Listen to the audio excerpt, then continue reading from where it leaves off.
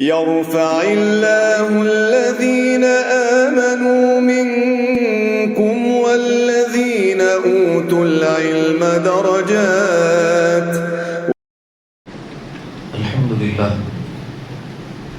الحمد لله وحده نصر عبده وعز جنده وهزم الأحزاب وحده. أشهد أن لا إله إلا الله وحده لا شريك له وأشهد أن محمدا عبده ورسوله أرسل الله بحق بشيرا ونذيرا وداعيا إلى الله بإذنه سراجا منيرا. أما بعد، اللهم اجعل صلواتك ورحمتك وبركاتك على سيد المرسلين وإمام المتقين وخاتم النبيين محمد عبدك ورسولك إمام الخير وقائد الخير ورسول الرحمة. اللهم ابعثه مقاما محمودا ويغبط به الأولون والآخرون. அன்பிற்கினிய இஸ்லாமிய சொந்தங்களே, உங்கள் அனைவருக்கும் அஸ்ஸலாமு அலைக்கும் வரஹ்மத்துல்லாஹி வபரகாத்துஹு. அன்பிற்கினியவர்களே, அல்லாஹ்வினுடைய ஒரு ஆகப்பெரும் கிருபையில் ரமதானில் அல்லாஹ் நம்மை பயணிக்க செய்து கொண்டிருக்கிறார். அல்லாஹ் நம் அனைவர்களையும் கபூல் செய்வானாக. இன்றைய செய்திக்கு முன்னால் நபி ஸல்லல்லாஹு அலைஹி வஸல்லமுடைய பெயர் தொழுகைக்கு வெளியில கேட்டாதான் ஸலவாத் சொல்லணும். இன்னைக்கு பெருமானாருடைய பேர் 2 முறை தொழுகையில ஓதப்பட்டது. அதுல ஸலவாத் யாருன்னு தெரியல, தெரிஞ்சுக்கங்க. ஸலவாத் சத்தமா தொழுகையில சொல்றாங்க, அப்படி சொல்லக்கூடாது. தொழுகைங்கிறது திக்ருல்லாஹ், அது அல்லாஹ்வை நினைவு கூறக்கூடிய ஒரு செயல். அங்க முழுக்க முழுக்க இடம் யாருக்குன்னா அல்லாஹ்வுக்கு மட்டும்தான். அங்க ருக்கு, சுஜூது, கியாம், திலாவத்து, தஸ்பீஹ் எல்லாமே அல்லாஹ்வுக்கு மட்டும்தான். அங்கு வேறு யாருக்குமான இடம் அல்ல. அது வெறும் வஹ்தானியத்தை போதிக்குகிற மிகப்பெரிய இபாதத் தொழுகை. அதுல பெருமானார் ஸல்லல்லாஹு அலைஹி வஸல்லமுடைய ஸலவாத்திற்கான இடம்ங்கிறது ஒவ்வொரு தொழுகையினுடைய கடைசி அமர்வு. அதுல அத்தஹியாத்துக்கு பின்னாடி தான் அங்க ஸலவாத்துங்கிறது. வேற எந்த இடத்துலையும் பெருமானாருடைய பேரை கேட்டா தொழுகையில ஓதப்படும் போது ஸலவாத்துங்கிறது சொல்லக்கூடாது, கூடாது. அது தடுக்கப்பட்ட விஷயம். அதிலும் கூட ஹனஃபி உலமாக்கள் அபூ ஹனீஃபா ரஹிமஹுல்லாஹ் இப்படி சொல்லுவாங்க, ஒருத்தர் 4 ரக்காத் தொழுகையில 2வது ரக்காயத்தினுடைய அமர்வில் அமர்ந்திருக்கிற போது மறந்து தஷஹுதுக்கு பின்னாடி ஸலவாத்துக்குள்ள நுழைஞ்சிட்டாருன்னா அவர் சஜிதத்து ஸஹூ செய்யும். இவ்வளவு கண்டிப்பான முறையில வலியுறுத்தப்பட்டிருக்கக்கூடிய விஷயம். எனவே அன்பானவர்களே, இதுல தெளிவுங்கிறது அவசியம். பெருமானார் ஸல்லல்லாஹு அலைஹி வஸல்லமுடைய பெயர் தொழுகைக்குள் ஆயத்துக்களில் ஓதப்பட்டால் அந்த ஸலவாத்துங்கிறது இல்லை. அல்ஹம்துலில்லாஹ்.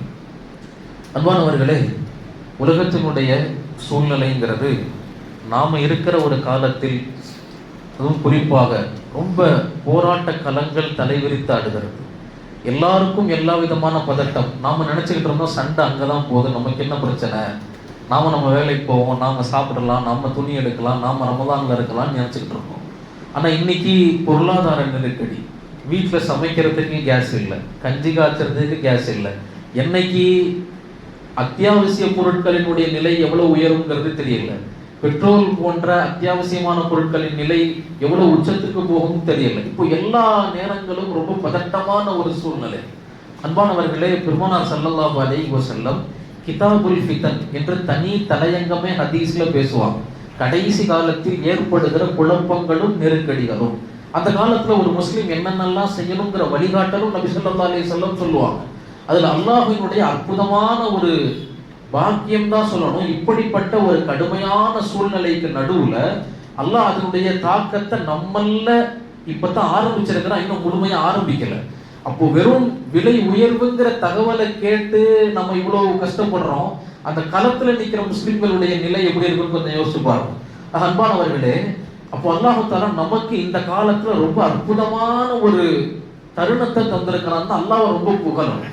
ஏன்னா கிதாபுல் ஃபிதன்ல பெருமானார் ஸல்லல்லாஹு அலைஹி வஸல்லம் சொல்கிற ஹதீஸ்கள்ல கடைசி காலத்துல ஏற்படுற குழப்பங்களும் கஷ்டங்களிலிருந்து ஒரு முஃமின் பாதுகாப்பு பெறுவதற்கு என்னவெல்லாம் செய்யணும்ங்கிறதுல ஒரு அமல் என்னன்னா, அவன் தன்னை பள்ளியில் ஆக்கிக் கொள்ள வேண்டும் பெருமானார் ஸல்லல்லாஹு அலைஹி வஸல்லம் சொன்னாங்க. அப்போ அன்பானவர்களே, இந்த காலம்ங்கிறது அல்லாஹ் நமக்கு ரமதான்ல ரொம்ப அற்புதமான ஒரு காலமா கொடுத்துட்டான். இந்த கவலைகள்ல இருந்து நீங்கிறதுக்கான இந்த கடைசி 10 அல்லாஹ் தஆலா பள்ளிகள்ல ஒதுங்கி இருந்தா, அதற்கான பள்ளிகள்ல தங்கி இருந்தா, நம்முடைய நேரங்களை கழிச்சா அல்லாஹ் நம்மை பாதுகாக்கிறான். ஆக ரொம்ப அற்புதமான அமல். எனவேதான் உலமாக்கள் சொல்லுவாங்க, பள்ளிவாசலுங்கிறது இந்த உம்மத்திற்கு சாதாரணமான விஷயம்லாம் இல்லை. எல்லா வீடுகள் மாதிரி இங்கேயும் கல்லு மண்ணு சிமெண்டால் கட்டப்பட்ட வீடுகள் அல்ல. பள்ளிவாசலுங்கிறது இந்த உம்மத்துக்கு எப்படிப்பட்டதுன்னா, அதில் இப்ராஹிம் அலைஹிஸ்ஸலாம் எப்படி அவர்களுக்கான நிம்மதியை அல்லாஹ் தஆலா நெருப்பு குண்டத்தில் தந்தானோ, உலகத்துல எப்படி எல்லாரும் இப்ராஹிம் அலைஹிஸ்ஸலாம் எதிர்த்த போது இப்ராஹிம் அலைஹிஸ்ஸலாமுக்கான நிம்மதி அல்லாஹ் தஆலா சலாமத்துன்னு சொல்றான். அந்த நெருப்பு குண்டம் எப்படியோ அதே போன்றுதான் இந்த உம்மத்திற்கு அந்த உம்மத்தால் கட்டப்படுகிற பள்ளிவாசல்னு சொன்னாங்க. இன்னும் நபி ஸல்லல்லாஹு அலைஹி வஸல்லம் சஹாபாக்கள் நிரூபிச்சாங்க, எங்களுக்கு பள்ளிவாசல் எப்படின்னு சொன்னா மூசா அலைஹிஸ்ஸலாமுடைய கையில் இருக்கிற அசா மாதிரி. எப்படி எல்லா பிரச்சனைகள் வந்த போதும், ஃபிரௌன்ட பிரச்சனை, தண்ணி தாகம்னு பிரச்சனை, எல்லா பிரச்சனைகளும் வந்த போதும் அல்லாஹ் தஆலா அதற்கான தீர்வாக கையில வச்சிருந்தா அசாவை வச்சிருந்தான். ஃபிரௌன் வந்தா கீழே போட்டாங்க, பாம்பா மாறுச்சு. கூட்டம் எல்லாம் தண்ணி தாகம்னு கேட்டாங்க, ஒரு பாறையில் அடிச்சாங்க, பாறையில இருந்து தண்ணீர் வந்தது. எல்லா கஷ்டங்களுக்கும் முன்னாடி நைல் நதியில மாட்டிக்கிட்டாங்க, மூழ்கிடுவோம் பயந்தாங்க, ஒரு அடி அடிச்சாங்க, நைல் நதி பிறந்தது. அப்போ எல்லா பிரச்சனைகளுக்குமான தீர்வாக அல்லாஹ் தஆலா அவங்களுக்கு கையில ஒரு அசாவை கொடுத்திருந்தான். இந்த உம்மத்திற்கான தீர்வு என்ன? சஹாபாக்கள் சொல்லுவாங்க, பள்ளிவாசல். இங்க எந்த பிரச்சனைகள் வந்தாலும் நாங்க முன்னெடுக்கிற முதல் இடம்ங்கிறது பள்ளிவாசல். நாங்க அங்க போவோம், எங்களுடைய பிரச்சனைகள் தீர்ந்துரும் சஹாபாக்கள் சொல்லுவாங்க. இன்னும் சில சஹாபாக்கள் இப்படி சொல்லுவாங்க, பள்ளிவாசல் எப்படிப்பட்ட இடம்னு சொன்னா நூஹ் அலைஹிஸ்ஸலாமுடைய கப்பல் மாதிரி பள்ளிவாசல். நூஹ் அலைஹிஸ்ஸலாமுடைய கப்பல் எப்படி வானத்திலிருந்து அல்லாஹ் தஆலா தண்ணீரை கொட்டினான்னு குர்ஆன்ல சொல்றான். கொட்டினான்னா எப்படி? ஒரு பாட்டில திறந்து தண்ணி கொட்டினா எப்படி வேக வேகமா கொட்டும், துளி துளியா மலைகள் இறங்கல. ஒரு மோட்டர் நினைஞ்சு தண்ணி ஊத்துனா எப்படி கொட்டுமோ அந்த மாதிரி தண்ணி கொட்டுச்சு. பூமியில இருக்கக்கூடிய எல்லா நீர் ஊற்றுகளும் பிளந்து கொண்டு வந்துச்சு. இப்படி இந்த நேரத்துல எல்லாரும் மூழ்கி தத்தளிக்கும் போது அல்லாஹ் தஆலா அதே குர்ஆன் வசனத்துல சொன்னா, அந்த நேரத்துல உலகத்துல பாதுகாப்புங்கிறது எங்கன்னா நூஹினுடைய கப்பலில் ஏறியவர்களுக்கு மட்டும்தான் பாதுகாப்பு. இத சொல்லிட்டு சஹாபாக்கள் சொல்லுவாங்க, எங்களுக்கான பாதுகாப்பு இந்த உலகத்துல பள்ளிவாசல்கள் தான். எங்களுக்கு மன கஷ்டங்களோ இல்ல போர்க்கள கஷ்டங்களோ நாங்க புறப்படுகிற முதல் இடம் பள்ளிவாசலா தான் இருக்கும். அதே போன்ற சஹாபாக்கள் இன்னமும் சொல்லுவாங்க, எங்களுக்கு பள்ளிவாசல் எப்படின்னா அல்லாஹ் தஆலா சூராவில் 15வது ஜுஸுல சொல்லக்கூடிய கஹஃப், அந்த கஹஃப்ல வரக்கூடிய குகைவாசிகள் அவங்களுக்கு அல்லாஹ் எப்படி பள்ளியை கொடுத்தானோ அதே மாதிரி தான் எங்களுக்கான பள்ளிவாசல். அவங்களுடைய குகையை போன்றுதான் எங்களுடைய பள்ளிவாசல்.